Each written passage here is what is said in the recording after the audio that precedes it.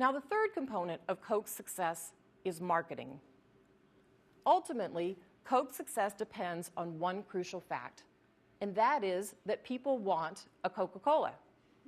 Now, the reason these micro-entrepreneurs can sell or make a profit is they have to sell every single bottle in their push cart or their wheelbarrow. So they rely on Coca-Cola in terms of its marketing. And what's the secret to their marketing? Well, it's aspirational. It associates that product with the kind of life that people want to live. So even though it's a global company, they take a very local approach. Coke's global campaign slogan is open happiness, but they localize it. And they don't just guess what people makes them happy. They go to places like Latin America and they realize that happiness there is associated with family life. And in South Africa, they associate happiness with sariti, or community respect. Now that played itself out in the World Cup campaign. Let's listen to this song that Coke created for it, Wavin' Flag by a Somali hip-hop artist.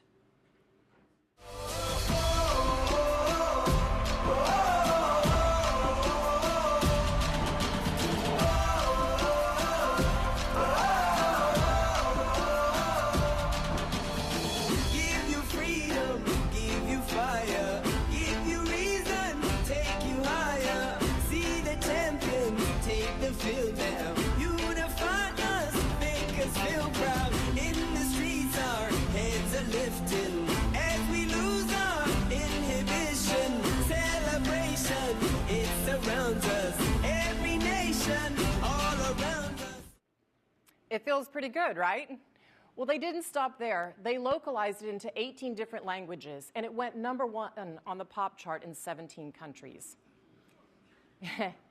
It reminds me of a song that I remember from my childhood, I'd Like to Teach the World to Sing, that also went #1 on the pop charts.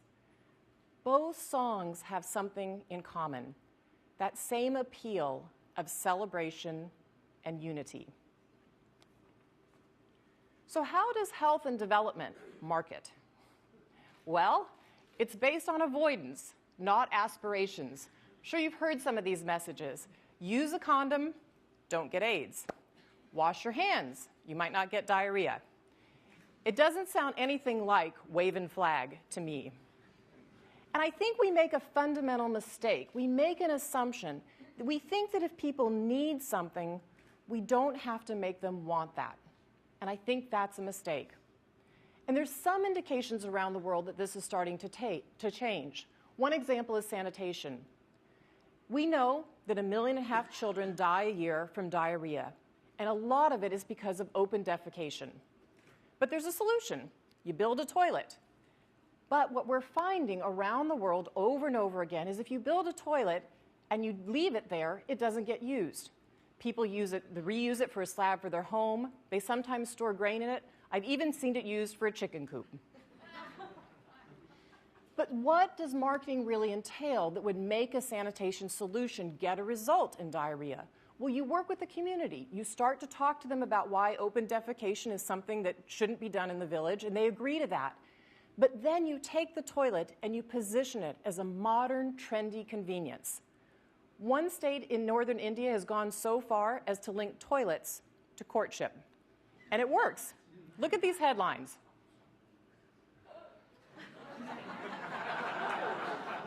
I'm not kidding. Women are refusing to marry men without toilets. No loo, no I do. Now, it's not just a funny headline. It's innovative. It's an innovative marketing campaign. But more importantly, it saves lives. Take a look at this. This is a room full of young men and my husband, Bill. And can you guess what the young men are waiting for? They're waiting to be circumcised. Can you believe that? We know that circumcision reduces HIV infection by 60% in men. And when we first heard this result inside the foundation, I have to admit, Bill and I were scratching our heads a little bit, and we were saying, but who's going to volunteer for this procedure? But it turns out the men do, because they're hearing from their girlfriends that they prefer it, and the men also believe it improves their sex life. So if we can start to understand what people really want in health and development, we can change communities and we can change whole nations. So why is all of this so important? Well, let's talk about what happens when this all comes together, when you tie the three things together. And polio, I think, is one of the most powerful examples.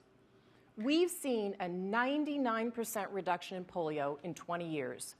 So if you look back to 1988, there were about 350,000 cases of polio on the planet that year. In 2009, we're down to 1,600 cases. Well, how did that happen? Let's look at a country like India. They have over 1 billion people in this country. But they have 35,000 local doctors who report paralysis and clinicians, a huge reporting system, and chemists. They have 2.5 million vaccinators.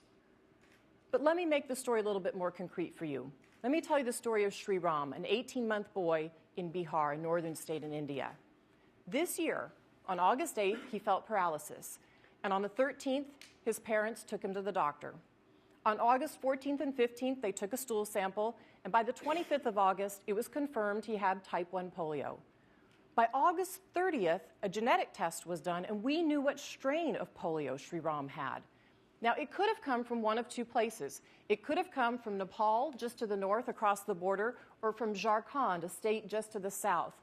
Luckily, the genetic testing proved that, in fact, this strand came north, because had it come from the south, it would have had a much wider impact in terms of transmission. So many more people would have been affected. So what's the end game? Well, on September 4th, there was a huge mop-up campaign, which is what you do in polio. They went out, and where Sri Ram lives, they vaccinated 2 million people. So in less than a month, we went from one case of paralysis to a targeted vaccination program. And I'm happy to say only one other person in that area got polio. That's how you keep a huge outbreak from spreading. And it shows what can happen when local people have the data in their hands. They can save lives. Now, one of the challenges in polio still is marketing, but it might not be what you think. It's not the marketing on the ground. It's not telling the parents, if you see paralysis, take your child to the doctor or get your child vaccinated. We have a problem with marketing in the donor community. The G8 nations have been incredibly generous on polio over the last 20 years, but we're starting to have something called polio fatigue, and that is that the donor nations aren't wanting to fund polio any longer. So by next summer, we're slated to run out of money on polio. So we are 99% of the way there on this goal, and we're about to run short of money. And I think that if the marketing were more aspirational, if we could focus as a community on how far we've come and how amazing it would be to eradicate this disease, we could put polio fatigue and polio behind us. And if we could do that, we could stop vaccinating everybody worldwide in all of our countries for polio. And it would only be the second disease ever wiped off the face of the planet. And we are so close. And this victory is so possible. So if Coke's marketers came to me and asked me to define happiness, I'd say my vision of happiness is a mother holding a healthy baby in her arms. To me, that is deep happiness. And so if we can learn lessons from the innovators in every sector, then in the future we make together, that happiness can be just as ubiquitous as Coca-Cola. Thank you.